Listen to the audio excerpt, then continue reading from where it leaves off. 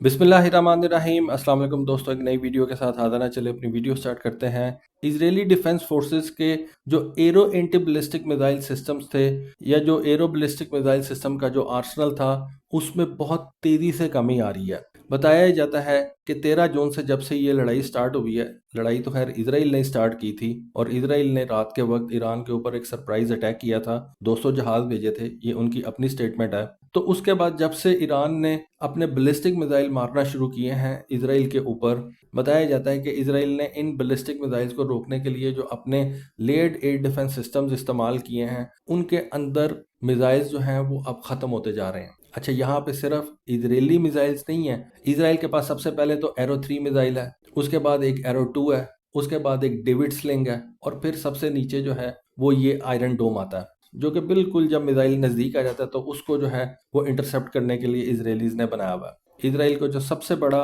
और सबसे high altitude पे जाने वाला जो मिसाइल है वो एरो 3 है और वो स्ट्रेटोफियर से बाहर जाके तो मिसाइल को इंटरसेप्ट करता है। उन मिसाइलों की अब इसराइल के पास जो है वो कमी होती जा रही है। इस वजह से आप खबरों में भी देख रहे होंगे कि पिछले दिनों ईरान ने जो बैलिस्टिक मिसाइल्स इसराइल के ऊपर फायर किए हैं उनकी इसराइल के ऊपर हिट करने की जो परसेंटेज है वो बढ़ती जा रही है। मतलब मैं आपको समझाता हूँ। पहले दिन जब ईरान ने इसराइल के ऊपर अपने बैलिस्टिक मिसाइल फायर करना शुरू किए तो हो सकता है कि उस वक्त ईरान के बैलिस्टिक मिसाइल सिर्फ 10% जो है वो अपने टारगेट्स पर जाके लगते हों। ये मैं आपको एक मिसाल दे रहा हूँ और इजरायलीज का कहना यह है कि हमने तकरीबन 90% ईरानी बैलिस्टिक मिसाइल जो हैं उनको इंटरसेप्ट कर लिया था। ठीक हो गई बात। लेकिन आप यहाँ पे ये भी देखें कि इसराइल के अपने भी जो एंटी बैलिस्टिक मिसाइल सिस्टम थे उनकी तादाद जो है वो कम होती जा रही है। दूसरे दिन फिर जो है जब ईरान ने अपने मिसाइल इसराइल के ऊपर फायर किए तब परसेंटेज हो सकता है कि ईरानियन मिसाइलों की टारगेट्स को हिट करने की थोड़ी बढ़ गई हो, क्योंकि इसराइल के पास जो मिसाइल्स थे वो कम हो गए।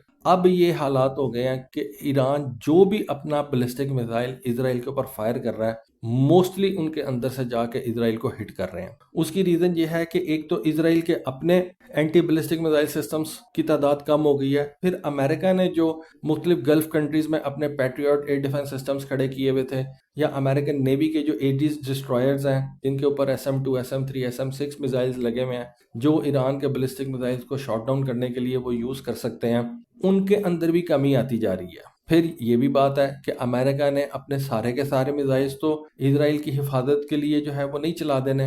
हो सकता है कल को अगर अमेरिका इस जंग में कूद जाता है और ईरान अमेरिकन बेसिस को इस रीजन के अंदर हिट करना शुरू कर देता है, तब अमेरिकन को अपनी बेसिस को बचाने के लिए भी मिसाइलों की ज़रूरत पड़ेगी। तो उस वक्त फिर अमेरिका कहाँ पे जाकर मिसाइल्स लाएंगे? फिर अमेरिका के लिए एक और भी प्रॉब्लम है। अमेरिका ने ये जो मोस्टली मिसाइल्स और ये जो मोस्टली अपने पैट्रियट एयर डिफेंस सिस्टम्स हैं वो यूक्रेन के थिएटर से वापस मंगवाए हैं, यूरोप से जो है वो वापस मंगवाए हैं। लेकिन वो यूरोप को भी बिल्कुल जो है वो ऐसे नहीं छोड़ सकता।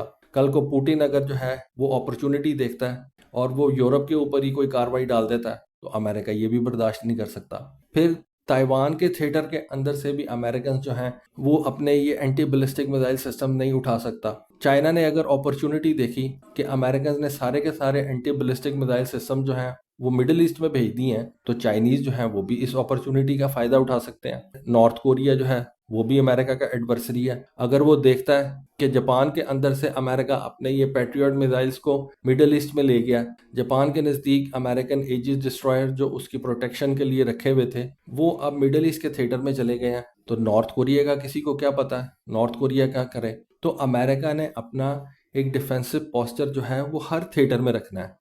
नॉर्थ कोरिया के लिए भी उसने रखना है, ताइवान के लिए भी रखना है, गुआम की सेफ्टी के लिए भी रखना है और यूरोप की ओवरऑल सेफ्टी के लिए भी उसने जो है वो अपने मिसाइल सिस्टम्स उन जगहों पे प्लेस रखने हैं। फिर सबसे बड़ा मसला उसको इस वक्त इसराइल का पड़ा हुआ है। तो अमेरिकन के लिए भी इतना आसान नहीं है कि इतनी जल्दी से वो ये को फोटोकॉपी थोड़ी है कि आपने एक तरफ से फोटोकॉपी रखी और 100 पेज जो है वो आपने 5 मिनट के अंदर निकाल लिया। मिसाइल को आपको बनाते हुए टाइम लगता है, मिसाइल इतना सस्ता भी नहीं बनता, पैसे चाहिए होते हैं। और जितने मिसाइल इस वक्त ईरान ने फायर कर दी हैं, एक मिसाइल को रोकने के लिए अगर आप एक भी मिसाइल अपना निकालें तो 400 तो बनता है। और अगर एक मिसाइल को रोकने के लिए आपने अपने कम से कम 2 इंटरसेप्टर फायर किए हैं तो इट मीन्स कि अगर ईरान ने टोटल 400 मिसाइल फायर किया है तो इंटरसेप्शन के लिए अमेरिका और इसराइल ने मिलकर कम से कम 800 मिसाइल जो है वो फायर किया हुआ। तो 800 मिसाइल को 5 दिनों में तो नहीं बन जाता।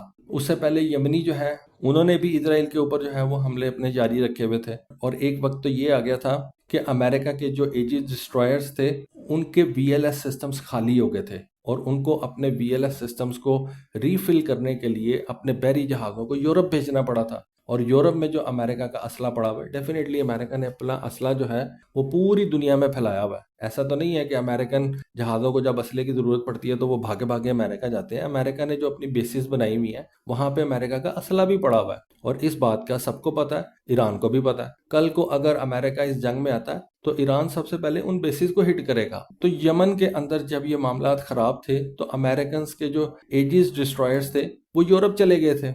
अब सेम जो हालात हैं वो इसराइल के साथ मिडल ईस्ट के अंदर बन रहे हैं और अमेरिका के साथ भी मिडल ईस्ट के अंदर बन रहे हैं कि ईरान इतने ज़्यादा मिसाइल जो है वो फायर कर रहा है कि ना अमेरिका के पास उनको इंटरसेप्ट करने के लिए मिसाइल्स बच रहे हैं और ना इसराइल के पास इतने मिसाइल्स हैं कि वो ईरानियन मिसाइलों को इंटरसेप्ट कर सकें। तो मैथमेटिक्स के अंदर तो ईरान जीत गया। उसने अपनी कैलकुलेशन निकाली हुई थी कि इनके पास अगर 100 इंटरसेप्टर है तो मैं 200 मिसाइल मारूंगा। 100 को तो ये इंटरसेप्ट अगर कर भी लेते हैं तो 100 तो जाके लगेगा। इस वजह से आप देख लें इस वक्त तिल अवीव का क्या हाल हुआ हुआ है। तिल अवीव की जो तस्वीरें आपके सामने आती हैं ऐसा लगता है जैसे आप गजा की तस्वीरें देख रहे हैं। दिल को ठंड तो बड़ी पड़ती है लेकिन लग ऐसे ही रहा है कि जैसे आप गजा को देख रहे हैं। तो इसराइलीज और अमेरिकन के लिए ना ये एक बहुत बड़ा मसला जो है वो खड़ा हुआ है कि किसी तरीके से ईरान के जो मिसाइल हैं उनको रोकना है। लेकिन ईरान के मिसाइलों को रोकने के लिए जो आपके पास मिसाइल्स हैं वो ख़त्म हो गए हैं और नए मिसाइल बनाने के लिए आपको पैसे भी चाहिए।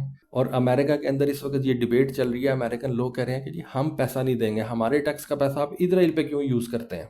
एक तो हम अपने टैक्स का पैसा इसराइल के लिए खर्च करें, फिर हमारे फौजी आप जो है वो इसराइल की प्रोटेक्शन के लिए भेज देते हैं, हमारे बच्चे आप इसराइल की प्रोटेक्शन के लिए भेज देते हैं। तो अमेरिका तो इस वक्त बहुत ज़्यादा डिवाइडेड है।